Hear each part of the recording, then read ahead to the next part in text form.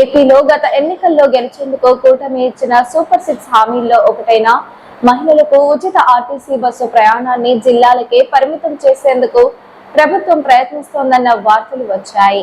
రాష్ట్ర ఆర్థిక పరిస్థితి దృష్ట్యా ఈ పథకంలో భాగంగా జిల్లాల్లో ప్రయాణం మాత్రమే ఉచితంగా కల్పించేందుకు ప్రభుత్వం సిద్ధమవుతోందన్న ప్రచారం జరుగుతోంది.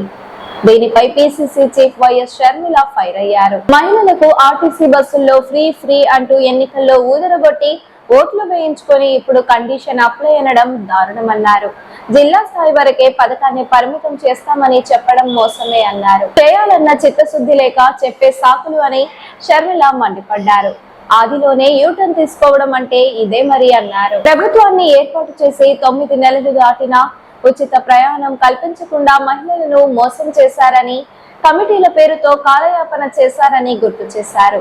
రాష్ట్రాల పర్యటన పేరుతో విహార యాత్రలు చేశారని, పథకం అమలుకు ముందే ఇన్ని నిబంధనలు పెట్టే ఈ ప్రభుత్వం రేపు అమల్లోకి తెచ్చేసరికి నియోజకవర్గం, మండల స్థాయి వరకే ఫ్రీ అంటారేమో అన్నారు. కాంగ్రెస్ ప్రభుత్వం అధికారంలో ఉన్న తెలంగాణ, కర్ణాటక రాష్ట్రాల్లో మహిళలకు రాష్ట్రమంతా ఉచిత ప్రయాణమే అన్నారు.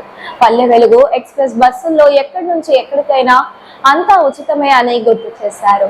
ఆధార్ కార్డు చూపిస్తే చాలు, ఎంత దూరమైనా 0 టికెట్ అన్నారు. ఇలాంటి మంచి పథకాన్ని అతి తక్కువ ఖర్చుతో మహిళలకు మేలు జరిగే హామీని అమలు చేయడానికి కూటమి ప్రభుత్వానికి ఇంకా మనసు రావడం లేదన్నారు. నెలకు 350 కోట్లు మహిళల కోసం ఆర్టీసీకి ఇవ్వడానికి ధైర్యం చాలడం లేదన్నారు. మహిళలకు భద్రత కల్పించే విషయంలో కూడా లాభ నష్టాలు చూడాలా అని షర్మిల ప్రశ్నించారు.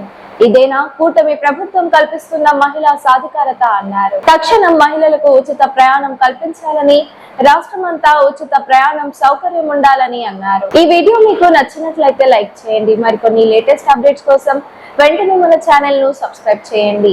ఈ వీడియోపై మీ అభిప్రాయాన్ని కామెంట్ రూపంలో తెలియజేయండి.